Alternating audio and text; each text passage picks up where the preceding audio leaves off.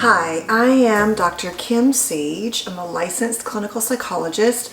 Welcome to my YouTube channel and to this series called Wildly Loved, really helping us unpack how our trauma brain is really still driving the bus of our lives, how we had to make adaptations in childhood that helped us survive, but often we're still living in them. And within this Wildly Loved series is another little mini series basically called What is My Trauma Type? And so we're going through fight, flight, freeze, and fawn. Please go check those videos out. And now we're going to go into two more trauma types you may not be as aware of. One called collapse and submit, that's today's video, and tomorrow's video, attach, cry out for help. Then we're going to go into the hybrids, some of the combo types of trauma types, and the more positive dynamics of these trauma types, and sort of they do serve us, they don't just hurt us, they also have some positive qualities we can harness. And I think that will wrap up this particular series, and then we will keep moving on. Really quickly, if you're new here, please consider subscribing and clicking the bell, and that way you'll get notified when I post new videos. And also really quickly, please check out the links down below for online course information that I've created and also for free resources. And please don't forget to follow me on TikTok. I kept forgetting to say that last week, where I post pretty much every day, if not multiple times a day, around all of these topics. All right, let's get into the collapse and submit response. Now, collapse and submit has a place kind of near the freeze response, but it really is a step below that. And this is really because it's like this. There's a lot of reasons neurochemically and biologically why all of this happens. I'm not going to go into all of those today, but the bottom line is that as, creatures of the world, we have some options.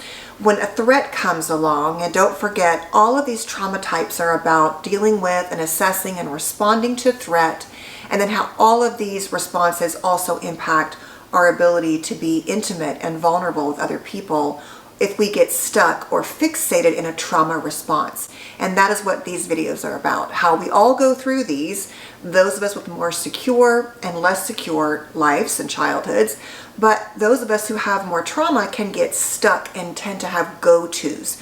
And that is what these trauma types are. They're our go-tos, right? So basically what happens is we're walking along and out jumps a predator. The first thing we're doing is, can we, are we going to fight? Are we going to flee? And we assess those things, right? And so the first thing is we're probably going to try to get out of there, right? We're going to flee. We're going to engage in flight. And if that doesn't work, we're going to try to see, can we fight? Well, if that doesn't work and we can't fight, let's say we're outmatched, we might try the freeze response. This is all, we're not trying it. Our bodies are reflexively responding. But the freeze response might make the predator get bored or, get distracted and forget to focus on us. And so in all of those are called part of the hyper arousal, right? We're mobilizing, we're gearing up to do something. Even in freeze, there's you're getting large blood flow to large muscles, but you're still, let's say, realizing that you might be stuck. You have all this like energy in your body, but maybe you can't go anywhere with it because it's not safe. And so you're freezing, but you're kind of up here, right, in that sympathetic state. Well, if that all doesn't work out, we have the next state, which is the collapse. And often when we talk about freeze, collapse kind of gets pushed in there as kind of the range within the freeze. But really what it is a hypo-arousal. It is a dropping down. And this is where the body is basically, what I kind of referenced in the freeze video, but it's really a deeper explanation, is that we are literally kind of going numb. Our body is slowing down, preparing oftentimes for attack.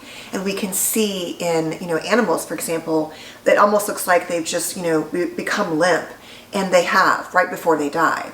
And so the problem is we can get stuck in these types of responses when again and again and again, we weren't, able to have our needs met safely. And so it is a defensive response that we can get stuck in. And so what Pat Ogden says is that if we're thinking of collapse in terms of trauma, and Pat Ogden is Dr. Ogden, I should say, is a really profound researcher and clinician within the trauma world. I would say that it is associated with the FAWN death response, powered by the dorsal vagal system. Remember, dorsal vagal is about that immobilized part of the nervous system that starts to shut things down. And it often shows in a collapsed posture, a flaccidity in the musculature, like when an animal plays possum. There's flaccidity in the muscle, it's just limp. And so what's happening is we are, taking this into our lives, and this collapse often looks like depression. It often looks like a shutdown of functioning. And so really quickly, let's compare freeze to shutdown and collapse. Now, I'm going to put a link down below to some great graphics for these if you want to check them out. But in the freeze response, the person or the patient, let's say you're hyper aroused. In shutdown, we're hypo aroused. The muscles are tense and full of energy in freeze but can't release it, and the muscles are loose and flaccid, right, in shutdown. In this stage of freeze, there are similar levels of sympathetic and parasympathetic activation. So we're getting a shutdown and that on the dorsal vagal and on the sympathetic. But in the shutdown stage, the parasympathetic nervous system is dominant. In the freeze response, even though we're not moving, we have increased heart rate and blood pressure. For those who in the more collapse response, there's a decreased heart rate and blood pressure and temperature. The patient might say, or example, the person in therapy might say, I feel stuck. I can't move. I feel like I'm encased in cement. And in shutdown, it's more of like a collapsed, it's more like a blank stare. It's sort of, just completely feels like they're not even really there. The eyes widen in the freeze response, and that's what I'm saying is the opposite from that blank stare. And the sensory information stops at the thalamus. It doesn't reach the cortex, so it's not integrated. The person is less and less aware, basically, of their internal and external world. And so there are endorphins that can release chemicals to numb pain, and they can make the person feel detached from their body, and it can even result in fainting. And so if you think about this trauma type, if you're in that more collapsed submit, it's often a more depressed, disengaged, super detached response. So it's another level even further from that freeze response. And then let's talk about 4 ways that collapse submit can present in a person who has this trauma type. And these are adapted from Ruth Lanius and Pat Ogden and Deb Dana. I'm going to link the graphic to these down below too. These are from the National Institute for the Clinical Application of Behavioral Medicine.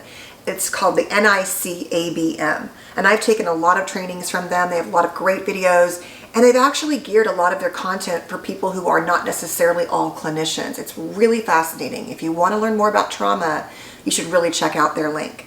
And so it's nicabm.com. Okay, so they talk about 4 different ways that can show up. Being more compliant and obedient, and so the person is just kind of going through life and not really being guided by what they feel. They're detached from their body, and they may be just sort of not even really aware anymore of how they're operating in the world. They're just going through the motions. We can see treatment-resistant depression, where there's sort of this inescapable traumatic stress that can lead to this treatment-resistant depression.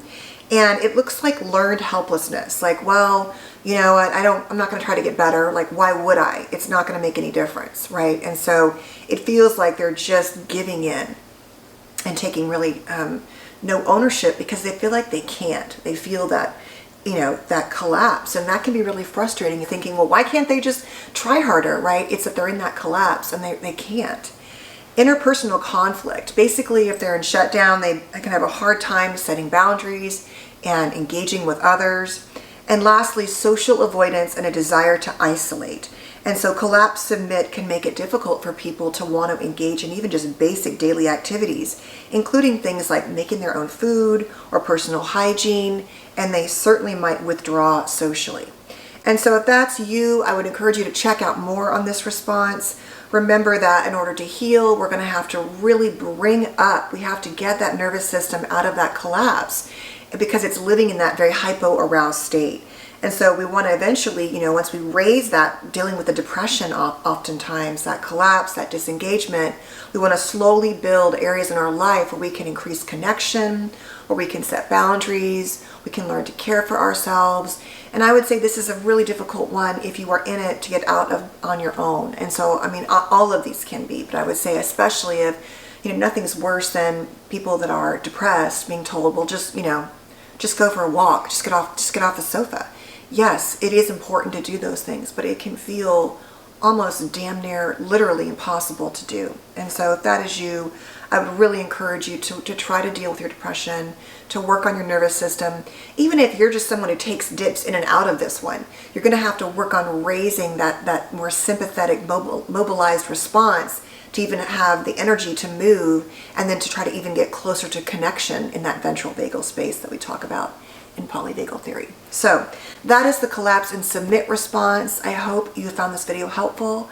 I hope you'll know that if you are struggling with this, that it didn't come out of nowhere. It is not your fault, but you do have to find a way. You have to find a way to try to reach out, ask for help, or do something, because your body really is running the show, and it can be really, really difficult to change on your own. So please, please, please take good care of yourself and know that you matter, and your life matters, and your worth matters, and your wellness matters. And I thank you so much for being here, and I'll see you tomorrow. Take care. Bye-bye. Stay safe.